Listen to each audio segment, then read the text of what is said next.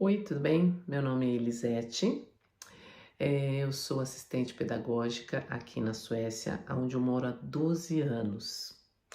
E aqui na Interagindo Mentes, eu gostaria de estar compartilhando com vocês a minha bagagem teórica, de vivência e prática. Eu sou TDAH e sou mãe de uma criança TDAH. E a ideia da Interagindo é ajudar vocês, pais, a lidarem com a condição do filho de vocês TDAH e ajudar vocês, pais, também a saber como conviver com uma criança TDAH.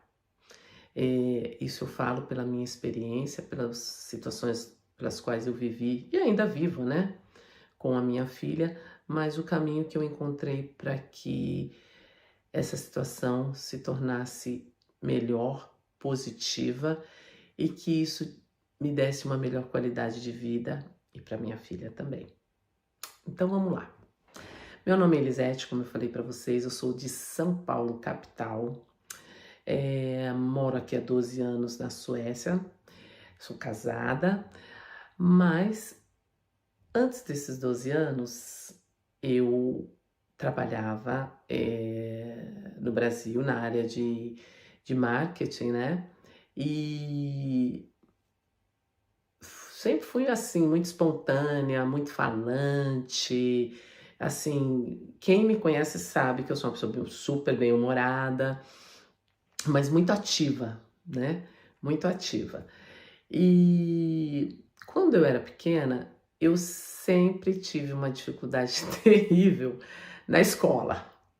Eu já vinha de casa, né? Eu falo na escola porque foi na escola onde realmente eu via como eu era, as minhas dificuldades. Eu mesma me percebi numa situação difícil, como era difícil viver no ambiente escolar. Então, na escola foi a minha primeira, assim, nítida experiência de que eu tinha dificuldade em conviver na escola. Minha mãe recebia reclamações constantemente, eu era toda hora vai para fora da sala de aula. E eu era muito ativa, né, gente? Eu era falante, eu não conseguia parar, eu era um tratorzinho. E em casa eu tinha o mesmo comportamento. E, claro, na minha época, gente, era assim normal bater na criança, né? Educar a criança. Não. Então, lá em casa, o chinelo comia pro meu lado, né? E isso era constante, porque eu não mudava. Eu podia apanhar 1000 vezes, eu não mudava. Não que minha mãe fosse uma mulher violenta, não. Não tenho que reclamar da minha mãe nem dos meus pais, nem do meu pai. Graças a Deus, eu tive excelentes pais. Mas, dentro da condição deles de pais, com uma. Sabe, gente, nós estamos falando de uma mulher com 50 e poucos anos. Então, vocês entendem que não é algo tão atual, anos 80, anos 90. Não. E aí, era muito difícil educar. E com isso, minha mãe sempre preocupada, meu Deus, o que é que essa menina vai ser? Meu Deus, essa menina não aprende, meu Deus. Eu tinha muita dificuldade na escola, as minhas amizades, eu fazia amizades, mas assim, como eu já tinha aquela coisa de comandar a brincadeira, liderar a brincadeira, às vezes as pessoas não se apercebiam muito disso. E na escola isso se tornou muito nítido, porque eu sempre fui muito líder. E quando eu achava alguém que queria liderar junto comigo, aí era pé de guerra. Enfim, não foi muito fácil, mas eu sempre. Não posso dizer que eu fui feliz na minha infância. Diante de um problema que eu não sabia que eu tinha, eu fui feliz na minha infância. E foi caminhando, né? A infância, a adolescência, dificuldades em muito esquecida, muito distraída, não tinha foco. Se você falasse para mim assim, que nem naquela época minha mãe falou assim, vai na padaria, compra 6 pãozinhos e 1 litro de leite. Gente, eu lembrava do leite, agora a quantidade de pãozinho, de pães, esquece.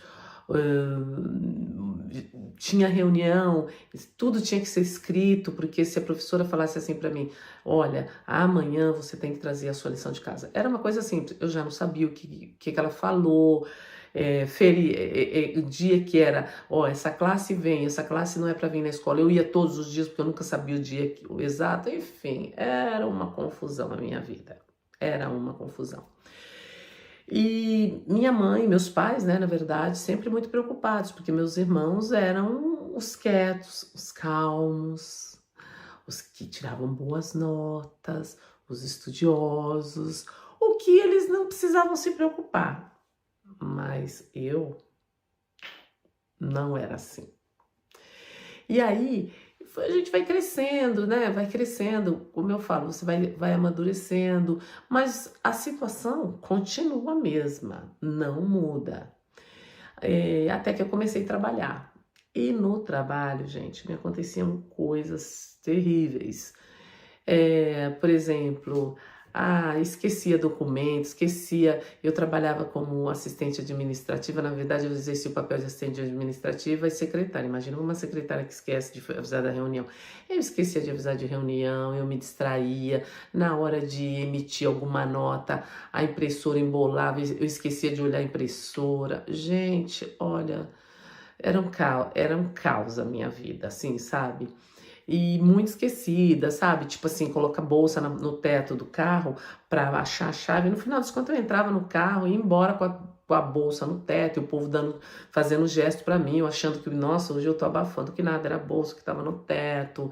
Ir pro trabalho com o carro, deixar no estacionamento, depois voltar de ônibus, esquecer que deixou o carro. Perdi as coisas muito fáceis. Mas eu sempre fui muito boa nos esportes, eu era excelente nos esportes, eu sempre fui muito boa em esporte.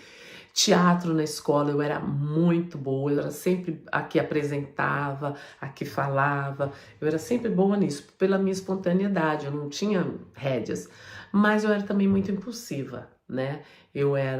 Entrava em muitas confusões, assim, não pensava duas vezes na hora de entrar numa confusão. Não que eu era briguenta, mas assim, eu era, como minha mãe falava, você não é a justiceira da escola.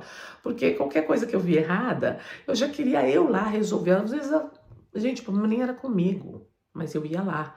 Eu era muito impulsiva, enfim, a história, né? E aí você vai crescendo, você vai amadurecendo, você vai tendo um outro nível de dificuldade, né? E eu tinha muita dificuldade com chefias. Por quê? Porque eu tinha dificuldade de lidar com gente me comandando.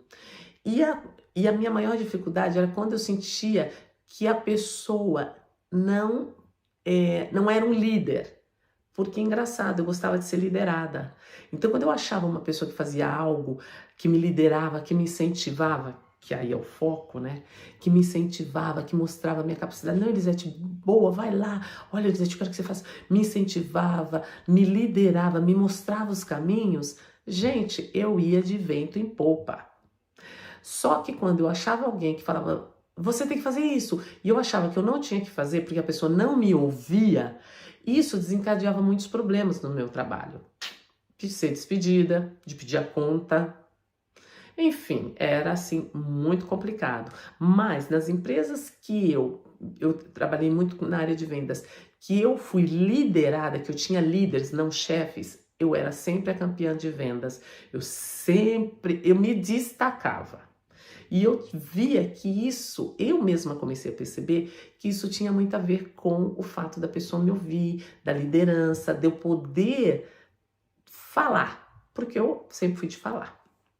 Bom, e eu nunca sequer imaginei o que é que acontecia comigo. Eu acreditava como minha mãe falava, isso é um pouco lerdinha, ser difícil de pegar no tranco, dificuldade de aprendizagem, blá, blá, blá, blá, blá, blá. E eu carreguei isso comigo, que eu era lerda, que eu tinha dificuldade em me aprender e não sei o que, blá, blá, blá, blá, blá. Quando eu entrei no colégio, surgiu um fato muito interessante. Por quê?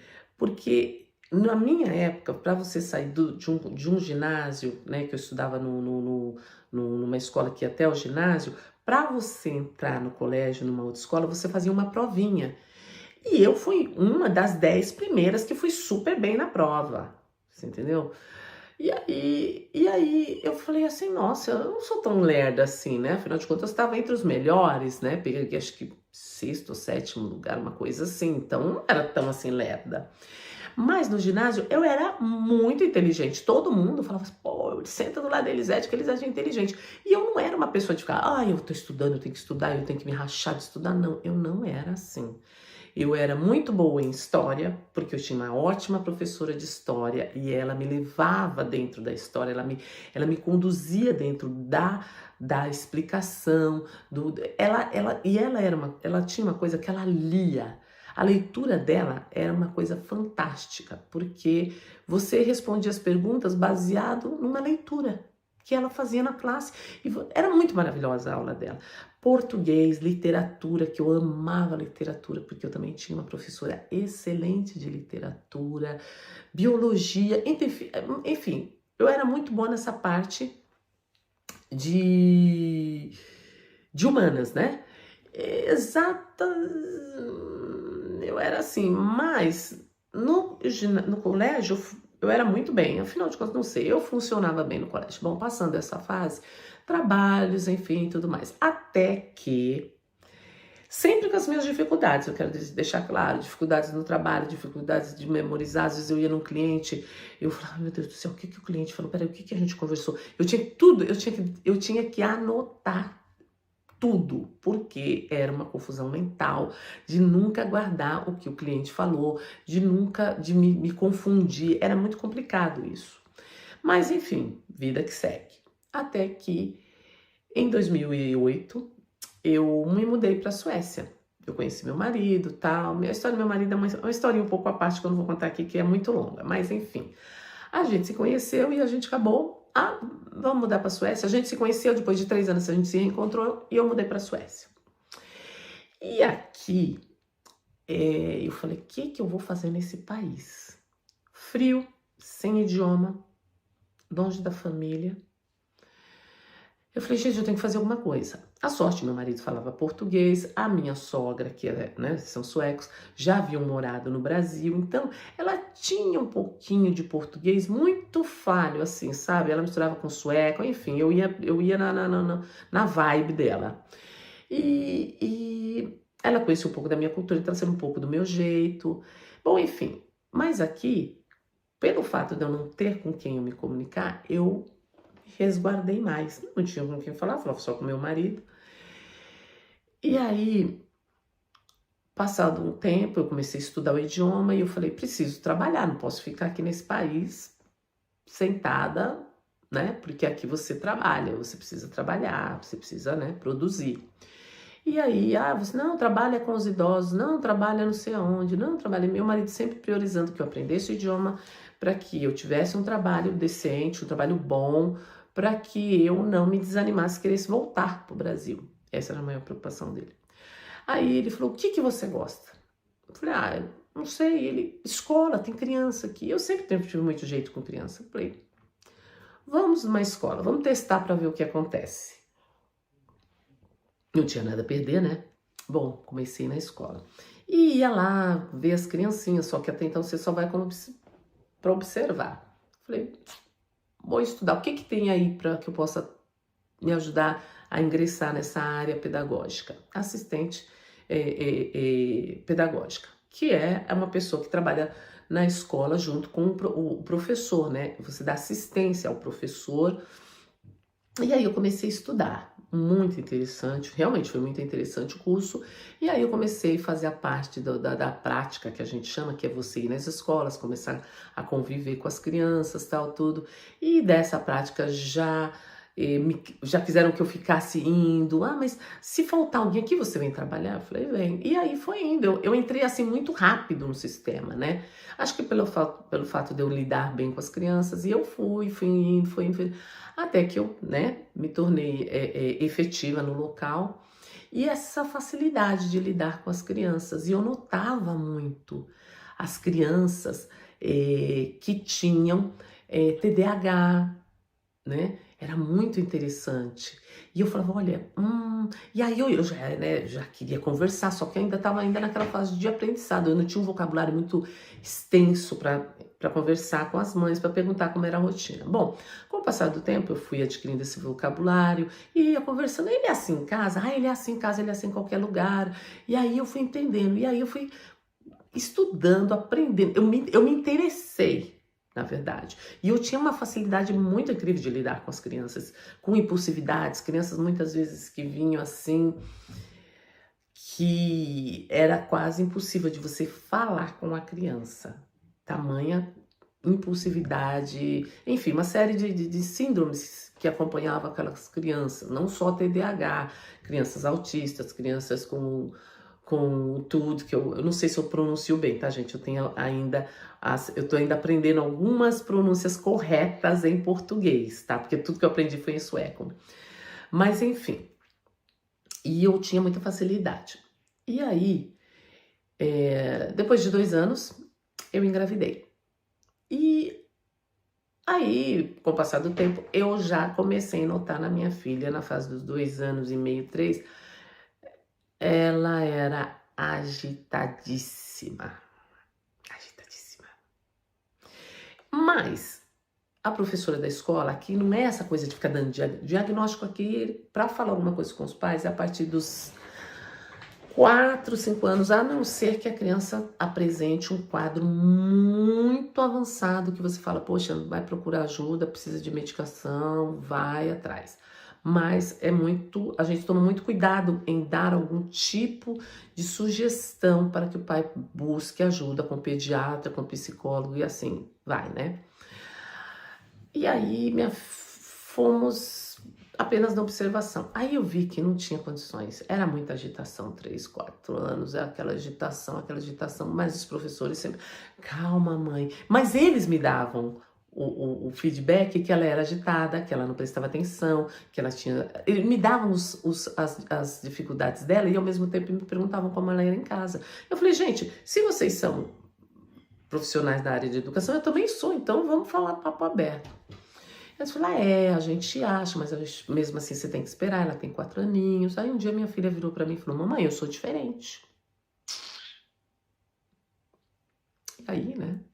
Nessa dela dizer que ela era diferente, eu perguntei o que significava ser diferente. Aí ela falou, eu não brinco com os meus amigos, eu tenho muito conflito, eu não consigo entender o que a professora fala, eu não consigo acompanhar o que ela fala. E eu via que tudo isso que ela estava falando que acontecia na escola, acontecia em casa. Aí a gente começou essa trajetória de ajudar a minha filha. Agora eu vou voltar para mim.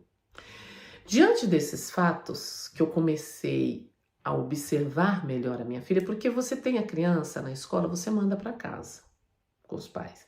Quando você está dentro da sua casa, você começa a ficar mais, você observa mais. E eu falava assim, eu era assim, eu era assim, eu era assim, e tudo batia com o que eu era na minha infância. Eu via que tinha muita coisa, gente, nela, no comportamento dela, que correspondia ao meu comportamento na infância, mas muita coisa. A minha mãe, sem saber o que é TDAH, quando a gente passou 3 meses no Brasil, ela virou e falou para mim assim, essa menina é exatamente você, quando era pequena. Então, você se prepara, porque você vai ter trabalho, você vai ter que ajudar ela, né? Porque você era exatamente assim. Aí eu peguei e falei assim, bom, tem coisa, né? E aí, quando eu vi que esses sintomas que ela apresentava, eu apresentava, eu falei, eu acho que eu preciso de ajuda. Por quê? Porque eu já sempre carregando essa dificuldade de entender o que as pessoas falam. Às vezes, até no meu trabalho aqui, quando elas davam muitas instruções, eu falava, ai meu Deus, acho que eu não estou entendendo o que elas estão falando em sueco. Às vezes, até mesmo quando falava em espanhol, que é uma língua que a gente entende, eu me confundia. Enfim, eu vivia num mundo de eterna confusão, você entendeu? Eu vivia confusa. E era uma confusão que vinha lá da minha infância e que me seguia na minha vida adulta. Até que eu cheguei e falei, não. Depois que eu botei a vida da minha filha em ordem, que as coisas começaram a fluir pro lado dela, que eu senti que as coisas estavam funcionando para ela e funcionando para mim e funcionando no nosso ambiente familiar, eu falei, eu preciso me cuidar. Por quê? Porque o TDAH, gente, é uma herança genética. Quer dizer, se você tem, se seu filho tem, esse TDAH veio de algum lugar, né? Ele não veio de uma gripe, né? Não, ele veio de algum lugar. E aí, foi que eu liguei os pontos. Eu falei, isso tá vindo da minha parte. Como meu marido também, ele mesmo fala, eu sei que eu tenho, porque a gente vê, a gente nota um outro, né? E a gente vê que a gente tem algumas coisas que precisam ser trabalhadas. Mas eu resolvi ter o meu diagnóstico. Aí eu busquei ajuda aqui, né? Porque aqui é muito fácil de você, quando você quer ter diagnóstico de, por exemplo, de um TDAH, você procura, né, a área de psiquiatria e fala, olha, eu suspeito que eu tenho TDAH, eu já tenho uma filha com TDAH, e você relata suas dificuldades, e aí você passa por uma bateria de testes, né? E nessa bateria de testes, eu via, gente, as minhas dificuldades. Guardar sequência numérica, guardar figura. Gente, eu tinha muita dificuldade. E no final, quando a psiquiatra, você um psicólogo, você passa por alguns profissionais. Ela virou para mim e falou assim, sim, você é TDAH, né? Aí você tem essa dificuldade, você tem isso, você tem aquilo, você precisa de ajuda para se organizar, você não é uma pessoa que que trabalha com uma quantidade de informações muito grandes. Isso me levou a chorar muito. Assim, eu tive um... Na verdade, quando ela ia falando, eu ia notando as minhas dificuldades, eu chorava. Às vezes eu parava no meio do teste e chorava. E ela falou assim, por que você está chorando? Eu falei, nada. Mas eu via ali nos testes um feedback do que eu vivi na minha infância, da matemática que eu não conseguia assimilar, dos exercícios que eu não conseguia fazer, das histórias que eu não conseguia acompanhar, das instruções que eu não conseguia entender. E aquilo ali foi me dando um aperto. E no final, quando ela me deu o resultado, eu chorei muito. Mas eu chorei porque eu me senti liberta. Sim, eu me senti liberta. Eu me senti liberta porque eu parei de carregar uma bagagem que eu não tinha culpa, que eu não era obrigada a carregar. Porque, na verdade, eu vivia me culpando, né? Eu vivia me achando incompetente, eu vivia me achando, mas você também, mas você também não consegue nada, mas você também é atrapalhada. Eu vivia julgando pedras em mim mesma, porque você acaba mexendo com a sua autoestima. E quando ela falou da minha condição, eu entendi que eu tenho uma condição. E eu não tenho uma obrigação de ser perfeita. Eu tenho uma condição que eu vou trabalhar, que eu estou trabalhando para melhorar, que hoje eu chego na minha chefe, eu falei para ela, olha, eu funciono assim, assim, assim e assim. Então, não quer dizer que eu seja uma pessoa que eu não sou responsável pelo meu trabalho. Eu exerço o meu trabalho muito bem, acho que até agora eu tenho exercido, porque você tem confiado em mim, porém, eu não sou uma pessoa que funciona se você chegar e me dar umas 10 instruções, porque não vai funcionar. E cheguei nas minhas colegas de trabalho e falei a mesma coisa. E pedi para que elas, por favor, colaborassem em me ajudar, para que isso me ajudasse no meu dia a dia. E claro, eu acho que a gente que trabalha dentro dessa área escolar, dessa área pedagógica, a gente é solidária um com o outro, porque a gente convive com essas crianças. E a gente sabe que no meio da gente tem gente ali que tem algumas síndromes que não são diagnosticadas, não buscaram um diagnóstico, como eu fui atrás. Mas enfim, e isso me trouxe uma liberdade imensa.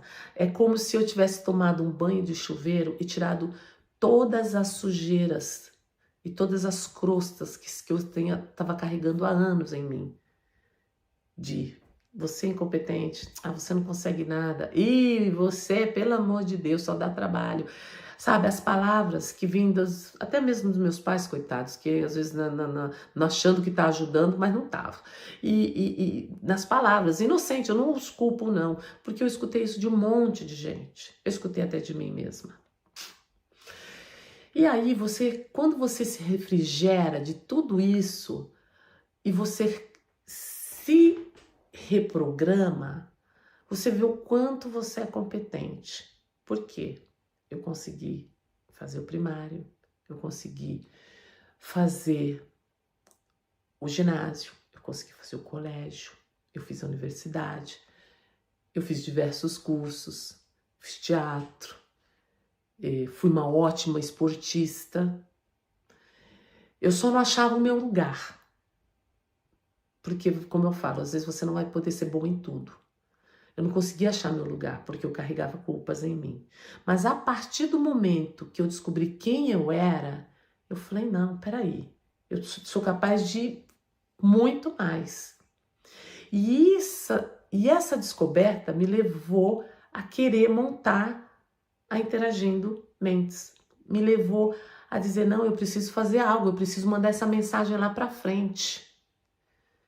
Sabe, eu preciso mandar essa mensagem para muitas e muitas crianças, adolescentes, adultos que vivem uma condição dessa de TDAH, de impulsividade, sabe, de autismo regular, que tem diversos níveis, né, gente? A gente sabe que, enfim, gente, não joguem pedras em vocês, não se culpem, não se flagelem, não se machuquem, porque é uma condição.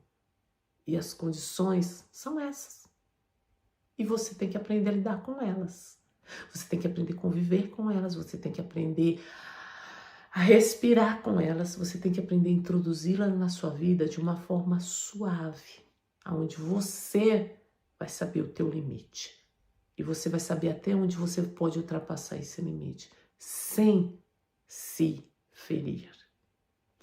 É complicado? É complicado. Porque nem todo mundo entende. Eu não estou dizendo que eu moro aqui na Suécia, todo mundo, ai, ela é TDAH, vamos ajudar ela. Primeiro porque eu não quero que tenha pena de mim, porque eu não sou nenhuma, né? Eu sou dona das minhas faculdades mentais, eu sei quem eu sou. Segundo, eu não me apoio porque eu sou TDAH. Eu avisei as pessoas, porque acho que as pessoas tinham a minha obrigação, dizer a minha condição para elas. E se elas aceitarem ou não, aí já é outro problema. Mas eu acho que em respeito à minha pessoa, primeiramente, eu as informei, em respeito até elas mesmas, de dizer a minha condição e tentar melhorar a minha vida, melhorar a minha condição de vida, melhorar quem a Elisete é. Eu sou TDAH. E aí? Alguma coisa mudou? Mudou. Mudou muito. Eu aprendi a me respeitar. Eu aprendi a ter um carinho e um respeito imenso pela minha pessoa. Eu aprendi a me explorar sem me machucar. Eu aprendi a dizer não, sim, eu posso. Basta. Porque a gente precisa aprender a falar e ter coragem de dizer e colocar limites e saber onde é teu lugar. E quando você acha o teu lugar, gente, ninguém te tira, tá? Então essa é a Elisete.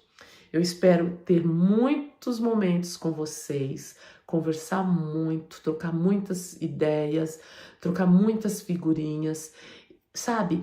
Dividir a minha experiência, como eu falei, eu tenho experiência teórica, tenho experiência prática e de viver.